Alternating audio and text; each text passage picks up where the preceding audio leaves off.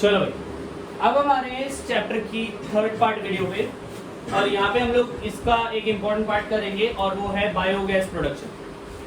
ठीक है, तो ये हम लोग पहले भी कर चुके हैं, अपने 10th क्लास में शायद करा होगा आप लोगों ने, और ये इतना मुश्किल पार्ट भी नहीं है। ठीक है, और बस जल्दी जल्दी देखेंगे, ज़्यादा बड़ी वीडियो नहीं होगी, 15 से 20 मिनट की वीडियो होगी, इसको कवर कर लेंगे। बायोगैस, बायोगैस होती क्या है? It is a mixture of gases but the major component is methane gas. Majorly methane है, पर बहुत सारी अलग अलग गैसेज होती है। बायोगैस में बहुत सारे बैक्टीरिया होते हैं, ठीक है, इस वजह से इसे माइक्रोब्स में यूज किया जा रहा है, और बायोगैस को फ्यूल की तरह यूज किया जाता है। किसकी तरह यूज किया जाता है? फ्यूल की तरह। The type of gas produced by microbes during their growth and metabolism depends upon the microbes and the organic substrates they utilise. कैसी गैस बनेगी वो डिपेंड करता है कि माइक्रोब कौन से और कौन सी चीज को वो ब्रेक करके गैस बना रहे हैं। ठीक है, certain bacteria which grow anaerobically, anaerobically मतलब without oxygen on cellulosic material, cellulose के मटेरियल पे produce large amount of methane along with CO2 and H। वो ऑर्गेनिजम्स जो कि सेल्यूलोजिक मटेरियल मतलब जिसने सेल्यूलोज खा रखा है, सेल्यूलोज हम नहीं खाते, हमारा पेट उसको नहीं पचा सकता, इसके अलावा इसका मतलब काऊ और बफलो के जो पेट में वो रहते हैं माइक्रोब्स, उन सारे बैक्टीरिया को हम कहते हैं मिथेनोजेंस। क्या कहते हैं? और इसका कॉमन बैक्टीरिया का नाम है मिथेनोबैक्टीरियम। क्या कहते हैं? मिथेनोबैक्टीरियम। मिथेनोजेंस जो है वो बायोगैस बनाते हैं, जिसमें से जो मीथेन है वो 50 से 70%, CO2 जो है वो 30 से 40% बनती है, और बाकी जो बचा, अगर कुछ बचा तो वो आपका हाइड्रोजन गैस है। ये आपका क्या है? बायोगैस। क्या है? ठीक।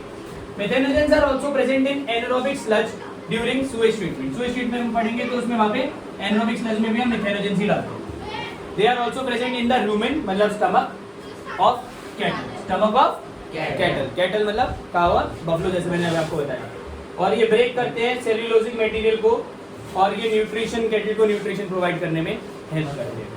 ये हमारी पूरी चीज है बायोगैस। इससे 2 क्वेश्चन बन गए। बायोगैस होती क्या है, मेजर कंटेंट कौन सा है, और सबसे इंपॉर्टेंट बात मिथेनोबैक्टीरियम क्या होता है। पक्का डन है?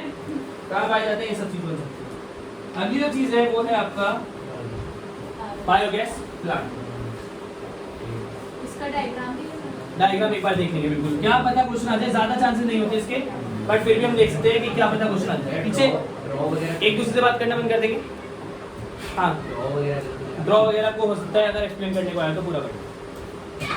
Biogas plant, the cattle excrete of cattle को हम गोबर कहते हैं, और इस वजह से ये गोबर गैस प्लांट भी कहलाया जाता है। क्या कहलाया जाता है? गोबर गैस प्लांट। ठीक है, 1 मिनट का पौधा।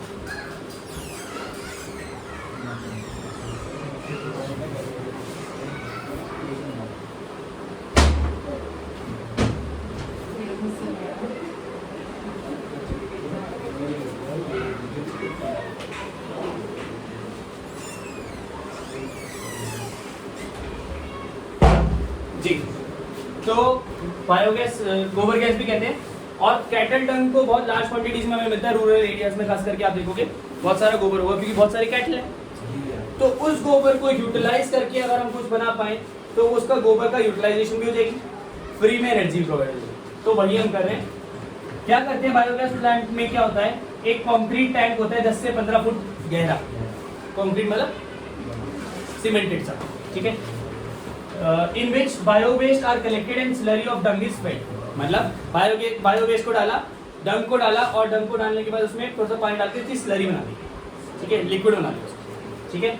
अब floating cover is placed over the slurry, slurry के ऊपर एक फ्लोटिंग कवर होता है, जो कवर जितनी स्लरी बढ़ती जाएगी कवर ऊपर उठते जाएगा, ठीक है, वो जमा नहीं हुआ, ठीक है, which keeps on rising as the gas produced in the tank due to the microbial activity। जितनी गैस बनेगी वो कवर ऊपर उठता जाएगा। कुछ इस तरह से अगर आप देखें तो ये बायोगैस का प्लांट का वो है स्ट्रक्चर, जहाँ पे आप देख रहे हैं यहाँ पे स्लरी डाली गई, ये सारी स्लरी पानी के साथ मिलके यहाँ आई, ये डाइजेस्टर है, ये डाइजेस्ट कर रहा है जितनी गैस बढ़ती जाएगी ये, और गैस जितनी भी है उसको हम एक साथ लेके बाहर निकाल सकते हैं आउटलेट में और यूज कर सकते हैं। गैस होल्डर है ये, इस होल्डर के ऊपर से यहाँ से बाहर आ जाए।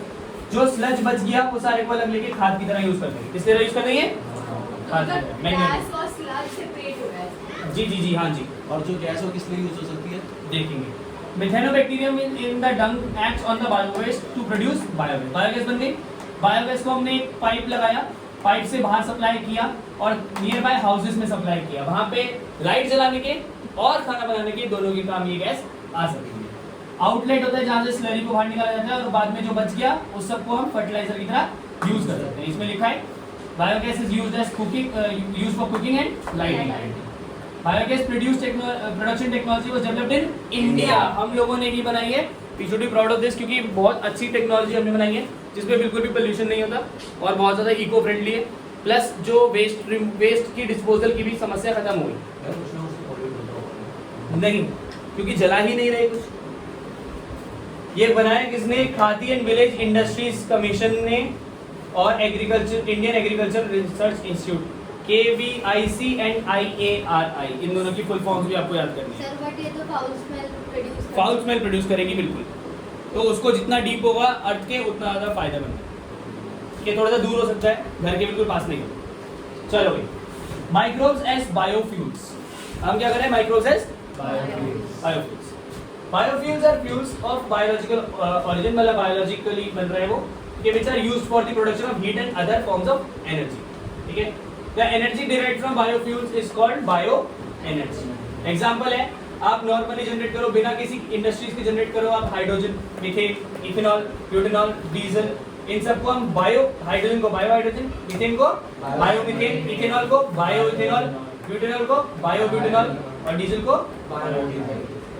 इसको बिना इंडस्ट्रियल प्रोसेस के हम बना रहे हैं, इसलिए इन्हें बायोफ्यूल्स कहा जाता है। ठीक है, बस इतना सा इसके बारे में बात है। शायद एनसीईआरटी में है नहीं, ये भी मुझे एग्जैक्टली नहीं पता। अगली चीज है microbes as bio control agents. ये इंपॉर्टेंट टॉपिक आ गया, क्वेश्चन आने वाला टॉपिक आ गया, बोर्ड के पेपर में क्वेश्चन आने वाला टॉपिक है, जरा ध्यान से देखिए। बायो कंट्रोल एजेंट्स का मतलब है बेसिकली ये इंसेक्टिसाइड्स, वीडिसाइड्स, इन सब की जगह लेगा और एक आपको ऑल्टरनेट देगा कि केमिकल हटाओ और बायोलॉजिकल प्रोडक्ट्स लेके आओ। क्या करना है इसमें? बेसिक बात है, हमारे फार्मर्स जो है बहुत सारे केमिकल्स यूज करते हैं, जैसे इंसेक्टिसाइड्स, वीडिसाइड्स एक्सेट्रा, प्लांट की डिजीज को कंट्रोल करने के लिए, है ना। पर ये हमारे लिए बहुत हार्मफुल है, टॉक्सिक है, हमारे लिए भी, एनिमल्स के लिए भी, एनवायरनमेंट के लिए भी, पानी के लिए भी, सॉइल के लिए भी, सब चीज़ों के लिए हार्मफुल है। तो केमिकल और फ्रूट वेजिटेबल इन सब के लिए, तो इसके अच्छा है कि हम केमिकल्स ना यूज करके बायोलॉजिकल एजेंट्स को यूज करें, जिससे हमारी क्रॉप बच पाए। पेस्ट से ही तो बचाना है, पेस्ट ना लगे। तो आप क्या कर सकते हो? आप यूज कर सकते हो बायो कंट्रोल एजेंट्स, आप केमिकल्स यूज ना करें। Bio control refers to the use of biological methods for controlling plant diseases and pests. इन सब से बचाने के लिए जो हम बायोलॉजिकल मेथड्स यूज कर रहे हैं उन्हें हम कहते हैं बायो कंट्रोल एजेंट्स। ठीक है, देखते हैं क्या क्या होता है। Biological control of paste and disease. सबसे पहला देखो क्या चीज है। बायोलॉजिकल कंट्रोल का मतलब समझ गए? क्या करेंगे आप? बिना केमिकल्स के कंट्रोल करेंगे पेस्ट और डिजीज को। देखे जाते हैं, it is a method of controlling pest in agriculture that relies on natural predation and not on chemicals. Natural predator ले आओ, पेस्ट लग रहा है, एक प्लांट है उस पर पेस्ट लग रहा है, उस पेस्ट को मारने वाली चीज को ले आओ ना, तो क्या करेगी? आएगी, उस पेस्ट को खा लेगी। उस पेस्ट को खा लेगी तो क्या होगा? प्लांट पे वो पेस्ट नहीं लगेगा, बच गया। कोई हमने कुछ और यूज तो नहीं किया, हमने बस एक बार। तो हम इस तरह से एक एनवायरनमेंट देखेंगे जहाँ पे हम डाइवर्सिटी ले आए, हम कोई और ऑर्गेनिज्म को डालते हैं और हमें केमिकल यूज करने की जरूरत नहीं पड़े। तो therefore they work to create a system where the pest या insects are not eradicated, पूरी तरह से खत्म नहीं कर रहे, पर but kept at manageable levels, कम कर रहे हैं, खत्म नहीं। इसलिए हम थोड़े से उसके प्रेडेटर ला देंगे।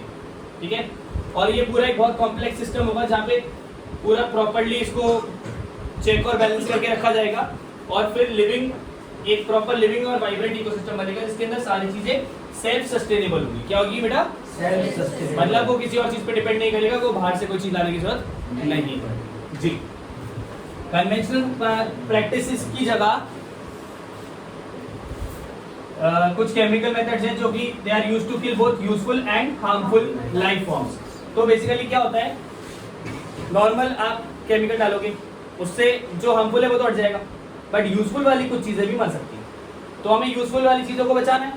तो ये ऐसी अप्रोच है जहाँ पे हम इस तरह से डेवलप करेंगे कि सब एक दूसरे से इंटरेक्ट कर पाए और एक पूरा वेब क्रिएट हो जाए फ्लोरा और फौना का।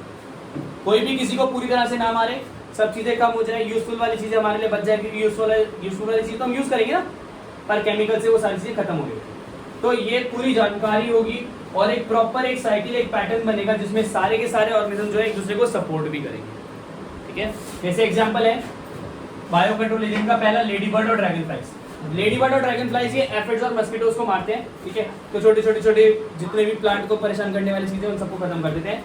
तो आप एक एग्रीकल्चरल फील्ड में लेडी बर्ड और ड्रैगन फ्लाइज को डाल दो, उससे क्या होगा, एक तो पॉलिनेशन भी हो जाएगी और ये भी कंट्रोल हो जाएगी। इसके अलावा बटरफ्लाई कैटरपिलर्स को वो करने के लिए आप बीटी यूज करते हो, बीटी कॉटन, बीटी अलग अलग चीजों, हाँ बैसिलस तुरिंजियंस, ठीक है, तो वो भी यूज किया जाता है।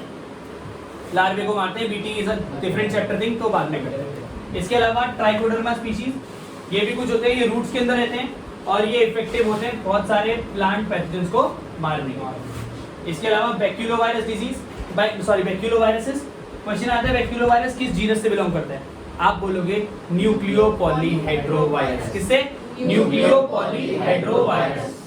ये बायोलॉजिकल कंट्रोल एजेंट से बहुत अच्छे, ये स्पीशीज स्पेसिफिक होते हैं, सबको नहीं मारते, जिसको मारना है हमें उसी के ऊपर काम करते हैं, बाकी सबको छोड़ देते हैं। नैरो स्पेक्ट्रम इंसेक्टिसाइडल एप्लीकेशन होती है, इंसेक्ट्स को मारते हैं बट बहुत कम, सारे इंसेक्ट्स को क्यों, क्योंकि हमें सारों को नहीं मारना। नेगेटिव इंपैक्ट इनका नहीं होता प्लांट पे, मैमल्स पे, बर्ड्स पे, फिश पे, जो भी नॉन टारगेट इंसेक्ट्स है वो भी बच जाते हैं। आपको मक्खी को मारना, मक्खी को ही मारेगा, मक्खी के अलावा किसी और दूसरी टाइप की मक्खी को भी नहीं मारेगा, टारगेट इंसेक्ट्स को ही मारेगा। ठीक है, इनको यूज किया जाता है इंटीग्रेटेड पेस्ट मैनेजमेंट प्रोग्राम में, IPMP। क्या? इंटीग्रेटेड पेस्ट मैनेजमेंट प्रोग्राम, इसमें यूज किया जाता है जहां पे सारे के सारे इंसेक्ट्स एक दूसरे के काम में आते हैं और एक बहुत ही बड़ा, फिर से वही बात, सेल्फ सस्टेनेबल एनवायरनमेंट क्रिएट होता है। बैक्यूलोवायरस इंपॉर्टेंट है, ट्राइकोडर्मा कहीं पे यूज होता है, फंजाई की स्पीशी है, बीटी यूज करना है, और आपके पास लेडी बर्ड और ड्रैगन फ्लाइज। तो ये आपके क्या थे, बायो कंट्रोल एजेंट। लास्ट जो टॉपिक हम पढ़ रहे हैं वो है हमारा microbes as bio fertiliser. Bio control agent और बायो फर्टिलाइजर फर्क है, वो डिजीज रोक रहा है, ये ग्रोथ बढ़ा रहा है, दोनों फर्क है। काम दोनों ग्रोथ बढ़ाने में ही है, पर वो डिजीज रोक के ग्रोथ बढ़ा रहा है, ये खुद ग्रोथ बढ़ा रहा है। जाने देखो, केमिकल फर्टिलाइजर फिर वही बात है, बहुत दिक्कत हो जाएगी, सब कुछ जाएगा, तो ऑर्गेनिक फार्मिंग पे लोग आ गए। ठीक है, ये सब केमिकल फर्टिलाइजर की प्रॉब्लम है, डिस्कस नहीं करा। Bio fertilisers are organism that enrich the nutrient quality, nutrient quality of soil को बढ़ाते हैं, ज्यादा न्यूट्रिएंट्स देते हैं सॉइल को, जिसकी वजह से बेटर यील्ड होगा, बेटर यील्ड होगा, मतलब ज्यादा अच्छी तरह से जो ग्रोथ है वो बढ़ जाए। बहुत सारे बायो फर्टिलाइजर्स है, तीन मेजर हम बात करेंगे। सबसे पहला बैक्टीरिया, ये सारे क्वेश्चंस इंपॉर्टेंट है, हर एक क्वेश्चन 1 नंबर 2 नंबर 3 नंबर में आने के चांसेस है। बैक्टीरिया, सबसे पहले नाइट्रोजन फिक्सिंग बैक्टीरिया है, ये एटमॉस्फेरिक नाइट्रोजन को फिक्स करते हैं। इसका एग्जांपल है आपका राइजोबियम, ये एक सिम्बायोटिक बैक्टीरिया है जो कि रहता है आपके रूट नोड्यूल्स में, किसमें? रूट्स में, और एनवायरमेंटल नाइट्रोजन को फिक्स करके प्लांट को ऑर्गेनिक कंपाउंड्स देता है। ये कैसा है? ये रूट नोड्यूल में रहता है, सिम्बायोटिक रिलेशन। दूसरा है एजोबैक्टर और एजोस्पाइरलम, ये दोनों फ्री लिविंग। कौन सा? राइजोबियम क्या है? सिम्बायोटिक।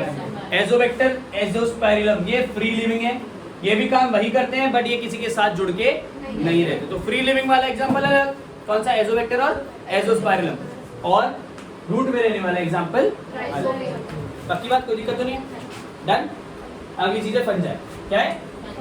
फंजाई एक सिम्बायोटिक एसोसिएशन है, मतलब फंजाई बेसिकली प्लांट के साथ सिम्बायोटिक एसोसिएशन करता है, उसे हम बोलते हैं माइकोरिजा। क्या बोलते हैं?